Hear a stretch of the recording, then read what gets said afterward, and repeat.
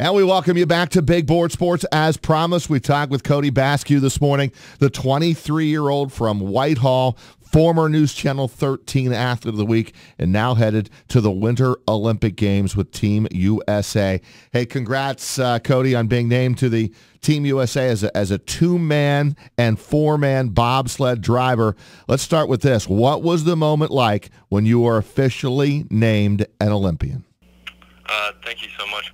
The moment was absolutely unbelievable. I mean, it's something I've dreamed about for a long time, but to actually be in that moment when they were naming the Olympic team and hear my own name, it was unlike any other experience, and I don't think it's something you can really prepare for, but yeah, it was just unbelievable, and I'm still trying to wrap my head around the fact that I'm going to be an Olympian. So. Codie, you're the top-ranked American bobsledder, so you must have known this was coming, but did the announcement lose any of its luster just because you expected to make this team? No, not really at all. Yeah, it was kind of a few weeks going up, it was kind of a given that I would be named to the team, but I guess before the team was actually named, it was just kind of a good feeling knowing that it was going to happen, and then once I heard my name and once they finally made the actual announcement, it kind of hit me, and I got those chills and those goosebumps that you're talking about, and yeah, I don't think anything could have prepared me for the moment. I called my family right after on FaceTime, and I said, "Hey, Mom, I'm going to be an Olympian," and I just started crying. How long have you had this dream? You said you've been dreaming about it for a while, growing up in Whitehall. I know, you really also grew up in Lake Placid, right? I mean, with all the training that you did when you were an Athlete of the Week for News Channel 13. I know we met you up in Lake Placid. How long has this been a dream of yours? I mean, I started bobsledding when I was 8 years old. At that point, I didn't really have the dream of being an Olympian. It was more just something that was fun for me. Once I got into high school and started being a little more competitive in the sport, and really actually starting to fall in love with this sport, that's when the dream of being an Olympian and competing for medals at the Olympics kind of came to fruition. And 7-8 years now, I would say, I've had this dream and this goal of mine, and it's just amazing to have it come full circle now and actually get to say that I'm an Olympian, We are joined here this morning on Big Board Sports 104.5 at Team ESPN Radio by Codie Bascue, the Whitehall native, headed to South Korea for the Winter Olympics. He'll drive that two-man and four-man bobsled for the United States. It's quite a story. Codie, give us some background on how you got started in this sport. So my grandfather used to do bobsled recreationally in Lake Placid when he was in his 30s, I believe. And he absolutely loved the sport and always told me about it and told me how great it was. And growing up, it's something, listening to him, it's something I always wanted to try and see what I could do with. And when I was 8 years old, he started a junior bobsled program at my school, which gave me the opportunity to try it then, and I fell in love, and I've been doing it ever since. And correct me if I'm wrong here, but I think I have it right. You're also the quarterback of your football team, right? And you're a driver for bobsled. What is it about kind of being in control that really suits you?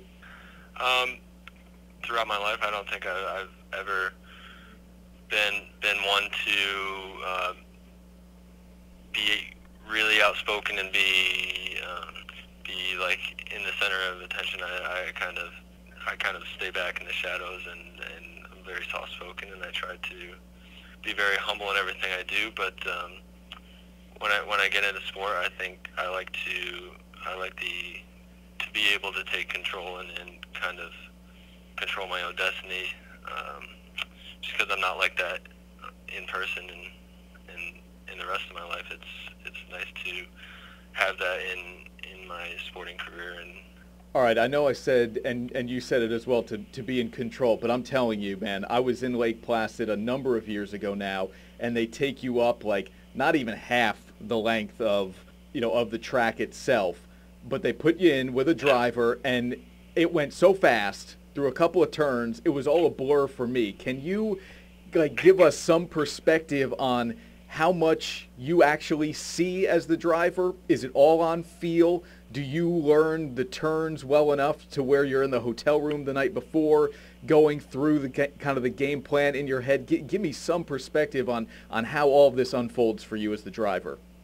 Yeah, it all happens so quick. It's kind of hard to completely go off site. So as a driver, you kind of develop that feel for the sled, and me myself, if I can see too much and I'm getting too much visual input, I usually don't drive as well. So I wear a tinted visor.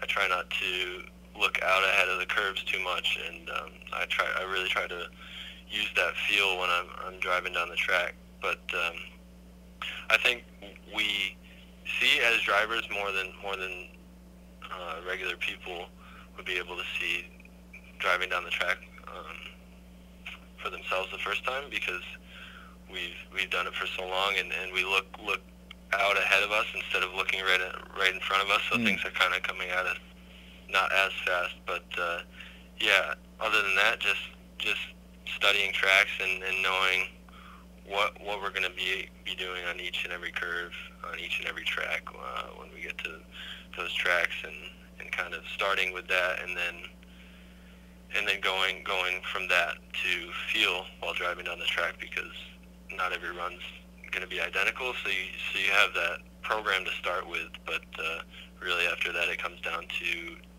feel, and then what visual input you can get.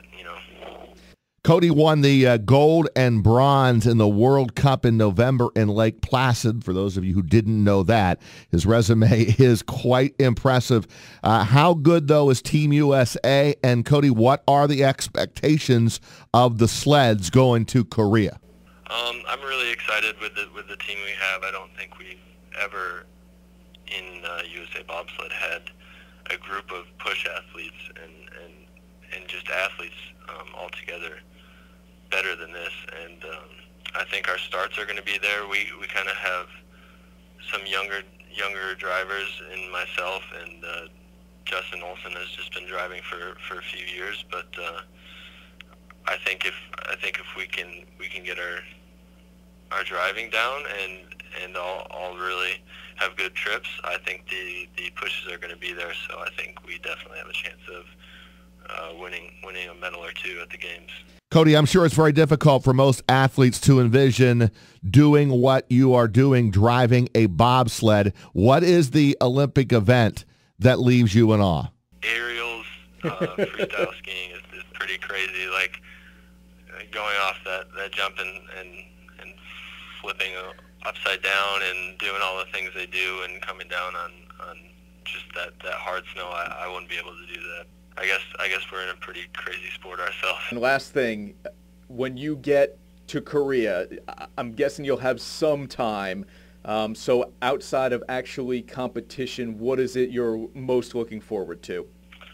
I'm just really excited to be able to watch all these other sports that I don't normally get to see in the winter, because I'm competing all the time. So to be able to watch all these other athletes compete and do their thing in their respective sports, I'm really excited for that.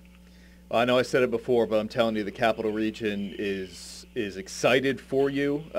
People who know and even don't know you, Codie, I can tell you, man, they're proud of you, and I know family back in Whitehall certainly feels all of that, and they will be watching with bated breath. Do you have family members going to Korea with you?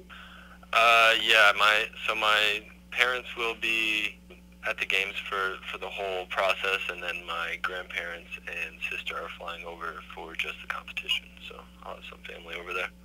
Codie, we appreciate it. Obviously, a big story around the country, and certainly a big story right here in the 518. You being our local product from Whitehall, we wish you nothing but the best of luck, and thanks for joining us here on Big Board Sports.